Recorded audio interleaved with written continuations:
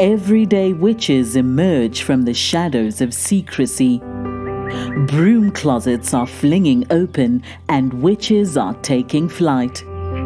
Whether you are hiding in your cozy closet or flying with pride, stay for a spell as Witchcasting with Theodora Pendragon and her guests share magical moments, stir the cauldron, and debunk misinformation and misconceptions about paganism, witches, and our wonderful world of magic.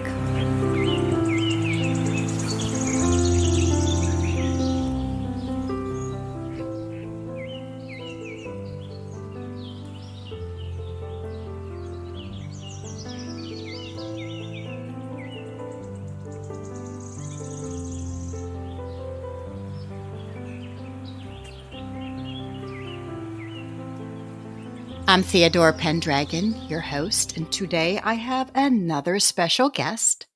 Her name is Jyl Auxter-Kern. Welcome, Jyl. Thank you. It's so lovely to be here. Thanks for this opportunity. You reached out to me because another guest told you about the show and you were very interested. So you filled out my guest registry and your credentials are endless. So where would you like to begin? Well, first, I just want to thank you for doing this work because there are a lot of witches out there that need their hands held, and I wish you were around when I was going through my awakening as a witch. And I guess I will just say that I've been about 35, 40 years in doing the craft, and I grew up in a small place, and I never really thought that, I just thought speaking to the dead or hearing a voice tell me where to go or feeling somebody's energy in my body, I just thought that was normal.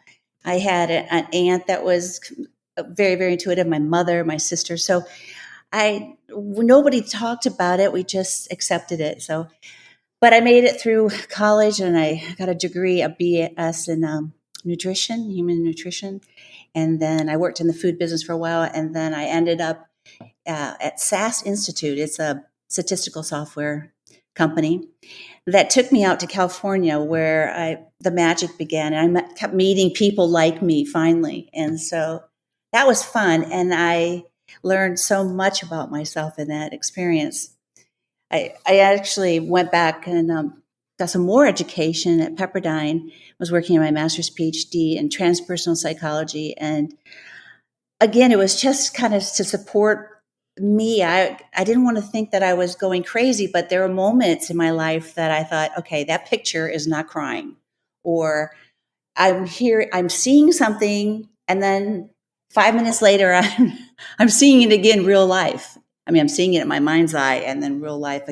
It got a little out of control, and I was in my 30s or end of 20s, early 30s. So that's the Saturn return time, and I've noticed that those are big times in the 60s, and then I'm sure by the time I'm 90, that'll even be even more interesting. But I get to California and I get a little bit of that energy under my belt, and I meet this guy. His name's Dr. Barnes, and he tells me he's a psychiatrist and psychologist, and he tells me that I have 5 people's energy in me, that I see spirits. I am going to teach people about chakras. And the last thing he says, be careful of doctors because they're going to want to medicate you. That's interesting. But he was a psychiatrist?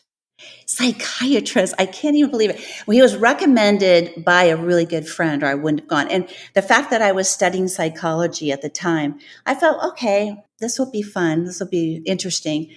But I couldn't believe it. Chakras at the time, I didn't even know what a chakra was. I just remember paying up what I owed him. And I went and bought this big dish of ice cream. It was also new and also overwhelming in a way. And I hadn't really come out yet. I hadn't really had the birth of the healer until I get to San Diego.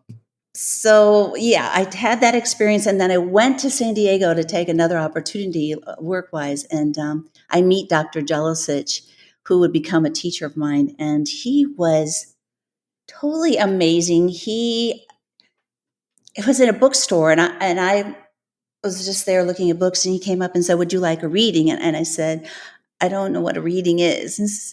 So behind the screen, and an hour later, he tells me, "Oh yeah," he goes, "You're going to write books." Well, I have to tell you that I don't read and write. I really can't. I'm dyslexic. I can't. I look at a page and everything's, I surmise. I've been intuit. I've intuit my whole life. I've intuit my undergrad. I've intuit my degrees, my master's in psychology, and also my PhD. It's just how I'm wired, I guess, with that, the voice coming through and all the intuitive things going on. But anyway, Rick said, "You're going to write all these books." And he went on to say a few things. He said, "I met 6 people like you." He said, "You are an arhat, and I've met 3 in person and 3 remote, and you would be the third one." And I'm just saying this because if you have any viewers out there, sometimes everybody wants to be an intuitive and wants to take a class in medical intuitive and, intuition and find out who they are. But it's not for everybody. And when we're born this way and we have to get through life, it can be quite a challenge. So anyway, I didn't even know what an arhat was, and I just left the guy and scratched my head and said, "Okay." And then after that, well, I went into the dark night of the soul. What does that mean? That means that little Jyl had her Saturn return, and I got mixed up into a lawsuit with a very famous man, actually. He was in the healing business, and I can't really discuss it too much because I've settled out of court. But the thing is that pushed me into being ill. I had a golf ball size tumor in my neck, and I went to allopathic for a couple sessions, and then I've just heard the voices say, "You are healing your spouse. This is your job. You have to heal yourself because real healers have to heal themselves. That's the work." So medical doctors they go to medical school, and people like me, we go through these conscious moments of having to get down and dirty with our body, minds, and soul. So I was sick. I had to figure out how to get unsick. And so I did it. And after I did it, I had so many people come out of the woodwork. I mean, sick people. Like my very first healing was when I was in my teens, and it was a girl with cancer. But I had people with MS, and I had cancer people, and I had people that were going to have their glands taken out, and I've had people in wheelchairs for years and years and years, and they walked. I mean, it was so, I was on automatic pilot, and it was just a catalyst for this crazy energy that was running through me. And I saw things that miracle after miracle after miracle. And then when people tell me, I know about wellness, I know about healing, I know about health. I really do. In order to heal, you have to step out of that sickness area. I mean, sickness is a defense on the truth. It's not real. It's an illusion that we create. It's a hard sell when I'm talking to cancer patients because they feel like I'm blaming them, but the responsibility is theirs to really look at their ailment and to figure out how we're going to manage it, how we're going to step away from it. Can you tell us how you heal people? I know a lot of psychics will say, "You don't heal anybody." I don't heal anybody. I just I'm a marker. I'm a table setting. So if someone comes in, I just step away, and in comes the spirit world. And the funny thing is that I'm the 5th chakra dominant, and the energy is coming through my throat. I find myself, my voice changes. It's like an entity comes through. The heat gets really strong. I mean, a lot of times it's not a big conversation because people just want to rest and feel the energy running through me, And I usually first do a reading, and I empath it. I feel them in my body. So I'm like, okay, this is out, this is out, this is out. And I'm soaking their feet in water. And then we go to the table, and I drop some oils on their backs and just let them calm down. I do past lives, but I don't get caught up in that. To me, sometimes it can be like a parlor game. It's about finding the samskaras or the psychological wounds and really staying in the moment, staying present to the oneness, to the non-dual. And because the people I work with they're going to die. They don't really want to have a past life experience. I mean, they don't want to talk about that. That's not up there. They just want to live tomorrow, and they just want to know how to do it. So I guess when I get to that level, I ask the spirit world, is this woman going to die? Or does she create this cancer to launch herself to the spirit world? Or does she want to come and learn about her samskaras and shift and evolve? And the spirit world tells me. So then I tell the person, okay, here's the deal. I mean, we're going to roll up our sleeves and work, or I'm going to keep this person comfortable until they pass. So it really depends on the answer I get. But most of them have, so far, it's been a lot of cancer patients lately. Valuable work. Well, it's a funny thing that people come through my food. So they come to me because their doctors tell them they have to change their diet. So when they get to me, they know that something else is going on than a diet change. And, I say, yeah, the diet is an important part, but what about your emotions and your mind and your spiritual life? And most people that manifest these diseases, that there's some scars or their psychological wounds, mental, emotional, are really, it's a sad state. They need to do some clearing and self-healing and learn to love themselves, and have a spiritual life. So they think they're coming to me to change and eat more lettuce and more salads, drink some juice. I end up talking to them about their spirituality, and they need to be consciously aligned with the spirit world. The Christ consciousness is it. If you can't go there, then just, finish out your life as you want. So you'd probably tell me to stop eating all that candy. I might. One time I did a reading, and the woman, I have a voice that's funny, but the voice goes, tell the woman to stop eating French fries. And she just got in, she's laying on the table, I'm putting my hands on her. Tell her to stop eating French fries. So I said to the lady, I said, my spirit guides told me that you should stop eating French fries. She about fell off the table giggling. She said, oh my God, I just had French fries before I came here. And I shouldn't have. So yeah, my guides are pretty sharp when it comes to food. The no-nos in food. Yeah, no candy. But candy's good once in a while. I guess it depends on what kind of candy. I feel really blessed to be able to do the work I do. I'd just like to tell your audience that it takes, at times you have to be fearless.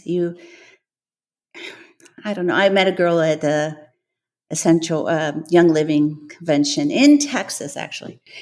She was telling me that she saw that I was a medical intuitive. She's like, oh, I'm taking a class. And I go, are you intuitive? She's like, well, I'm not. No, I don't know for sure. But she's, looking to maybe retire and do some compassion-based healing. And so I was really curious, okay, how do you say, okay, you're a healer, you're a healer, you're a healer. You do Reiki, you do theta healing, and you do, Sat Science. So all these kinds of healings out there. So who's the real deal, right? So that's what I spent my PhD working on, because I wanted to say, can we consciously measure consciousness? And the more conscious a healer is, the more juice they have, the more heart energy they have, the more juice they have, meaning healing powers.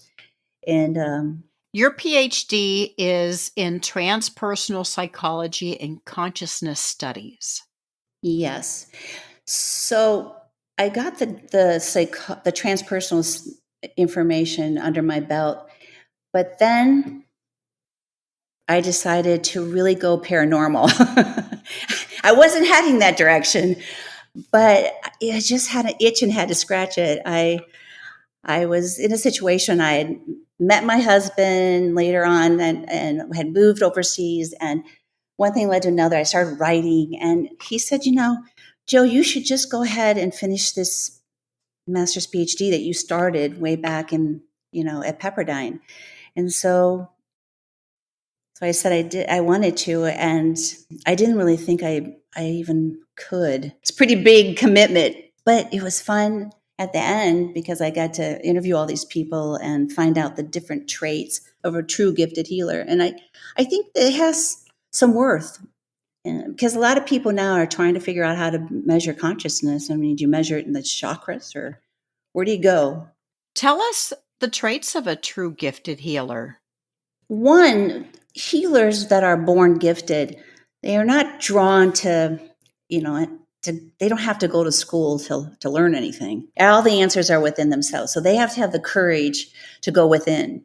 So every healer that was more advanced consciously always had a spiritual discipline, always had a meditation discipline, always had a way to kind of go into this non-dual, which I use yoga, this non-dual experiment place where you could experience altered states. A lot of them had the sensitivity, so they couldn't eat certain things. And I had my gifted friend, Rick Jelisich, the psychic I told you about in the bookstore.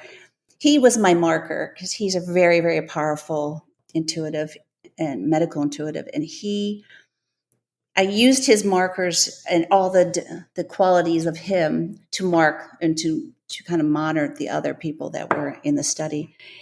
I had yoga teachers, I had spiritual people, coaches, I had psychics, I had other healer types. It was hard because I have a bias because I am psychic. So I don't make a very good researcher because they're answering their form and I'm like, that's not true. That's not right. So I don't know how legit, at the end, I'm like, I think you're not supposed to have any biases. And I talked to my advisor about it. I said, I think I could see beyond their test answers.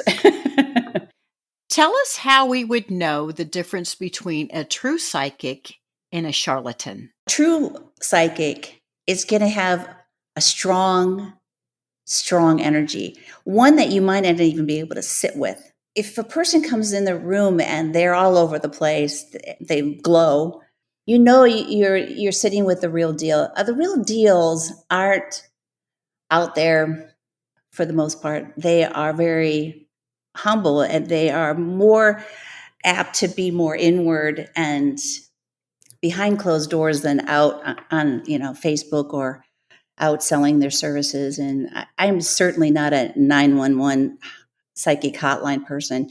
And I don't think I give off those traits, but a real deal person is going to be able to give you a reading more than 15 minutes. I've been with people who they have 15 minutes of the juice and then they're like repeating themselves. It's the energy. I really think that it's mostly the energy. One piece of advice I would give is to stay away from someone who has a sign outside their office or their house that says psychic. Would you agree? I would agree. That's a good, yes. Yeah. Now, actually, in my little cottage, I'm sitting here in Florida with my little beach cottage, and I actually have a sign just so that people don't get lost. It's for my healing work. But yeah, no, the word psychic is a strong indication that people are trying really hard. I think. And you find most of them by word of mouth. Oh yeah, I don't advertise anything. Like today, I've had 3 appointments coming in, all word of mouth. I don't ever advertise, never. I don't even try to get on podcasts. I'm just really grateful that my friend knew you and that I could be here because I've always wanted to be with fellow witches. I just love the word witch, even though I don't really take to the whole. I think I'm a really good witch. That I really love the word. So It's because we're reclaiming it. we're reclaiming it, yes. And there's an excitement about that we're not scared to be heard. Or I still get a little upset when the whole woo-woo word comes out. I had a guy that came to look at my house to put a pool in, and told me that he just came from this $1 million house where the woman has cancer and she's a doctor, and he was telling her about me. He's like, yeah, I'm going to see this gifted healer. She's like, oh, that's just woo-woo. That's just, and he goes, the woman was so angry, Jyl. And I'm like, oh, yeah, that's right. But I think that word's gonna, it's going away sometime soon, hopefully.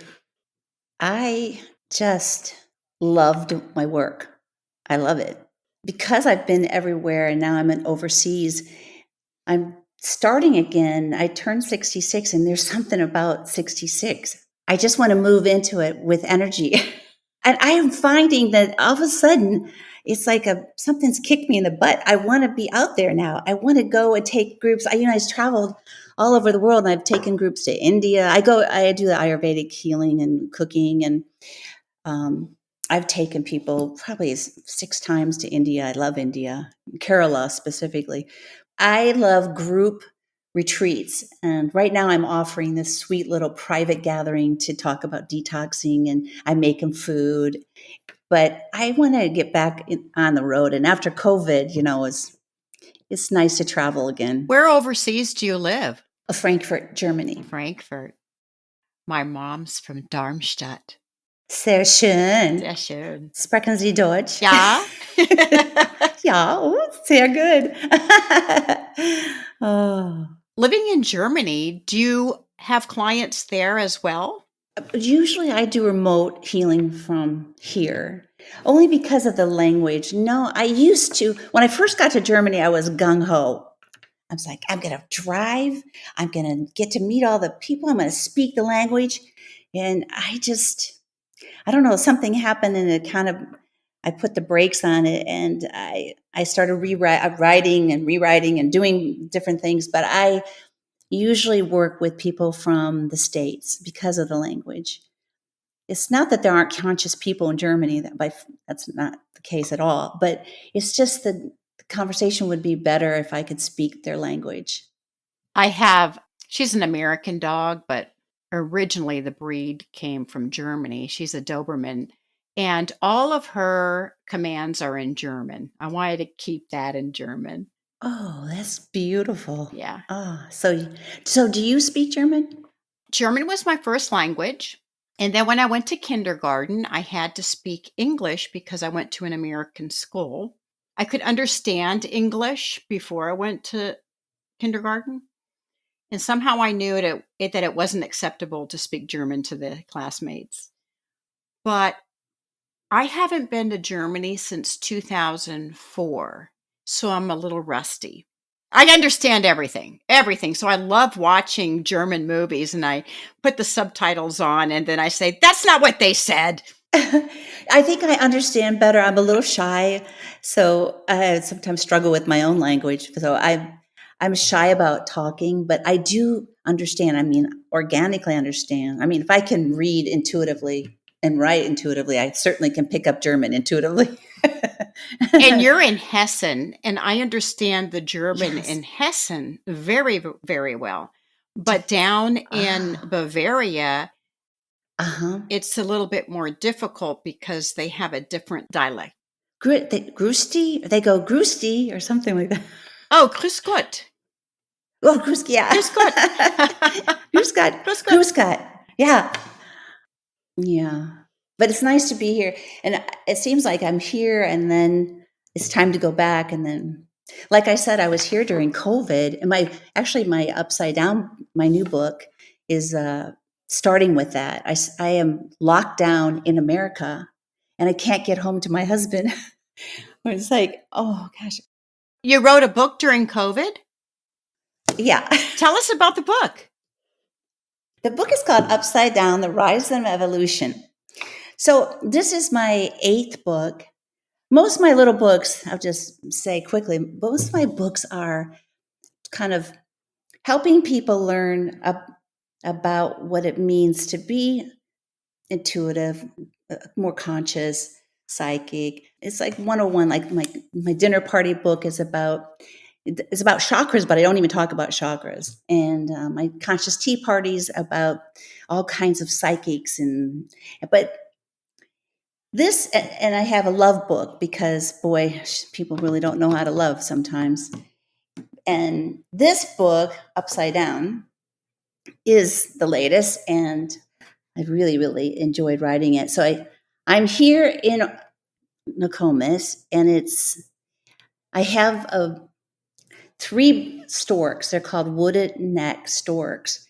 They're huge. They're maybe about 4 feet tall. They show up on the railing on my little beach house, and I walk out, and they're just there staring at me. And I'm like, uh-oh, something's up. And so sure enough, the whole lockdown, COVID, we had had word of it that it was coming out of China when we were back in Germany, but I didn't really think too much of it. And I'm not really fear-based. I don't really believe in all that stuff. I certainly, I'm a healer, so I think differently about health and well-being. So anyway, I get here and lockdown. So I end up meditating and meditating and meditating. I already have a pretty deep meditation practice, and I do sit. I mean, a lot of people say, oh, I meditate when I walk around with my dog. I'm like, okay, yeah, I hope that works for you. True meditation is really going into the non-dual, and people laugh at the non-dual. They're like, oh, you can't be in the non-dual, and we have to be in the world. But I'm like, yeah, if you are non-dual in the world, that's a whole new deal. It's a very different world. I am getting so deep in my meditations that one day I woke up and I'm just like, uh-oh, what happened? And there was a big merge of my higher self and lower self, and I really identified with it. And it's as if the crown of my head was opened and all this stuff was just tumbling in like, disease, we make it. Everything that's a problem in the world, we create it. It's like, Jyl, this is all an illusion. Everything that you see and you think, it's not really real. And now I've been exposed to other books and A Course in Miracle when they use these kind of words about illusions and so forth. But this was coming from my people, my spirit world. And so, the book, I just kept meditating, and then events started to happen because with my frequency getting so high, that just really bumped up against the negative forces. So, people say, I don't really have to protect myself. I'm like, ooh, you shouldn't say that too loud. I'd been in really high places, and I know there's really what's drawn is the darkest of darks. I was in Brazil with John of God, and the whole canteen was so bright and light, but everything around it was evil. And you could just step your little toe out of that area and you could feel the darkness. And that's what happened for me. The little energy, the little cottage was exploding with this energy, and everybody started fighting with me. So then I took all that stuff back to Germany and I filtered it through my consciousness. And the book is really about the upside down is actually the duality. It's the personality, it's the ego, it's the right and wrong, it's the competition, it's the me, the greed, look at me. The right side up is actually the non-dual. It's actually being consciously aligned, spiritual. And, I use God because I was raised that way, but call it the source, call it a higher frequency, whatever word you want to use. The book was about drawing attention to the illusions or the upside down. People that read my books, my other books, they said, Jyl, the first 3 chapters of this book seem a little rough. It doesn't seem like you. And I'm like, yeah, well, purposely, I meant it to be like that. I did that on purpose. And then the book moves into the right side up. That's where I always hang out. I like that place. But then the title of the book is The Upside Down, The Right Side Up? No, it's the upside down, a rise of an evolution. Upside Down, The Rise of an Evolution. But you know what? Maybe my next book is going to be called The Right Side Up. I think it should be. Because half the book is written about the right side up and what it means. Some say we're stepping out of the 3rd density into a 4th density, and we all wanted to come here just for this time and contribute. You have consciousness parties. Yes. What are those? It started in California after I went through the birth of the healer. I started doing healings, but then I had to supplement it somehow. So I've studied Ashtanga, Iyengar, Kundalini, and I've studied with the masters. I really was fortunate because San Diego at the time had all the best. Yogi Bhajan, Guru Ratana, Patabi Joyce, Tim Miller, these are Roger Cole. These are like the teachers of yoga. So I'm a yogi, and I started having these dinner parties. I even have psychic dinner parties where you have flower readings. Rick Jelisich would bring his big energy, and people would bring their flowers, and he would do the reading, and then I would cook for everybody and do a little spiritual, stuff. And so it started in California, and it was so fun. I was even on Lifetime for Women TV, and my famous tofu birthday cake was featured. It was fun. It was just, I miss those times so much. And I go overseas and try to recreate them. It just doesn't work. It's not California. So I start there, and that was my conscious dinner parties. And then I find myself in Belgium doing conscious tea parties. They're afternoon teas. They're the kind of the bigger, we're doing yoga and we're also serving tea. Just the same excitement around women coming together and exploring their consciousness in really gentle ways. It's a high tea. That's what the word I was trying to think. The high tea. So I made like pre-dinner to turn them on to some superfoods that I was used to eating and just my type, what I eat, my own diet. And to now I'm having these conscious detox programs where I want to help people with cancer look at food differently. I want to just help everybody. I have a question about the food. Okay. Do you encourage people to look at food differently? What is it that you do as far as how they see food? When I'm working with a cancer client, I'm asking them to look at the food as fuel because they just went through surgery. They have just gotten pumped full of toxins. How are we going to get the body back to an alkaline status or state? So they have to look at the food a little bit different. It has to be pure food, organic food for a while until they're back feeling better. It's about alkalining the body. And the same thing that happens when I do the cleanses. It's teaching people what it means to be alkaline. Like so many people say, I'm going to do a juice cleanse for a week. I'm going to continue to work, but I'm just going to sip on juices all day long. And I'm like, okay, that should not really serve you. Or I'm going to go, and on my lunch break, I'll go to Whole Foods, get a salad bar, God forbid. That's quite contaminated. So I'm thinking, no, this means pure foods that are the highest quality you can get. And the whole goal is to prep the body 3 or 4 or a week, to prep the body into a alkaline status. Now, how do you know if it's alkaline? Well, you either pee on a lipness or you put it in your mouth and you see where you are. That's the beginning. Like you can't do a cleanse unless you're alkaline. A real cleanse takes 3 months to clear the blood.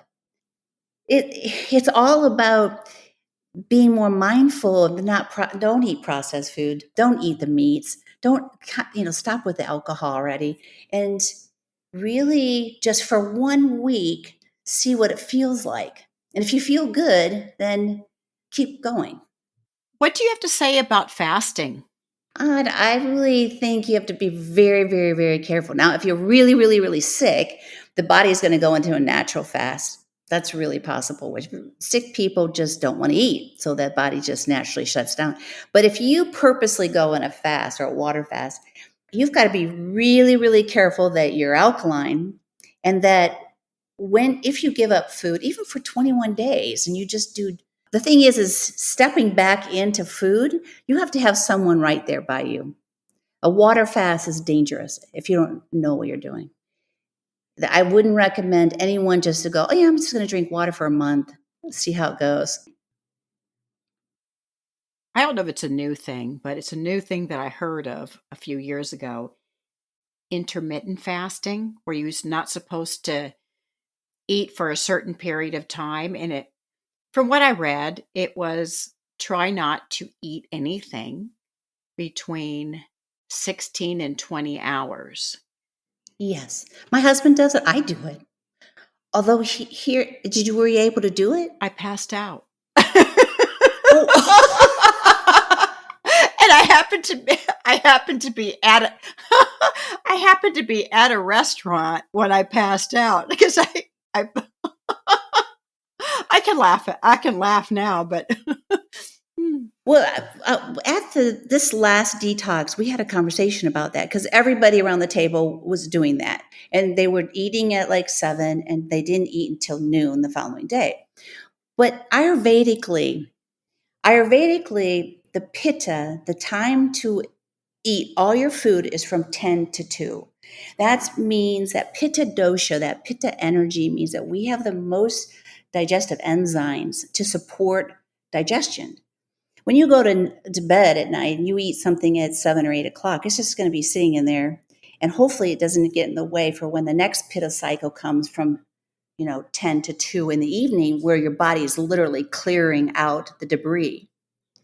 You can imagine if the second dosha, the second time of pitta is to be clearing out, and you put more food in there. That's why people have guts and fermented, big bellies. So, yeah, I agree with it. But what I tried to do with this workshop is to see if they could feel a difference, because naturally the body starts to get hungry at 10. Did you ever notice that? It's like, I need like smoothie, or I need something. Like I do my yoga practice around 9. 10 at night or 10 in the morning? No, 10 during the day. Well, both.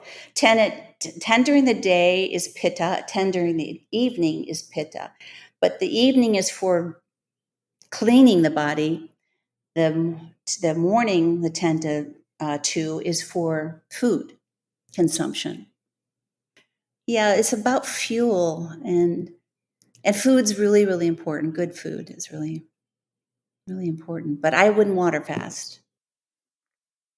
We're out of time, Jyl. So I hate to say goodbye to you. So we'll have you back to talk about all the other goodies that you have in your pocket.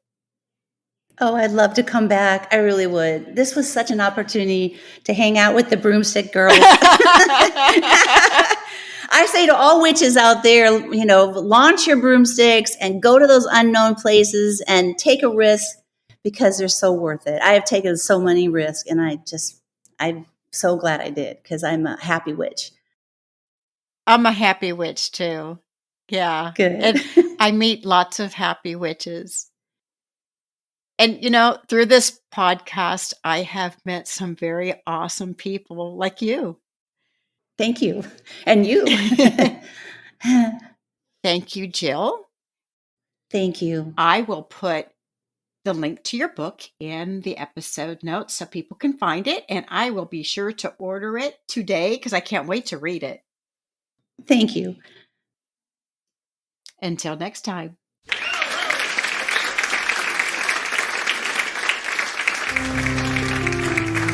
Thank you for joining us for Witchcasting with Theodora Pendragon. Have a burning question or have a topic you'd love Theodora and her guests to discuss on the show? Contact her through Instagram at Theodora Pendragon. If you enjoyed this episode, make sure to subscribe so you don't miss the next one. And help us spread the word by leaving us a rating and review and sharing it with your friends. See you next time, and may your magic always shine.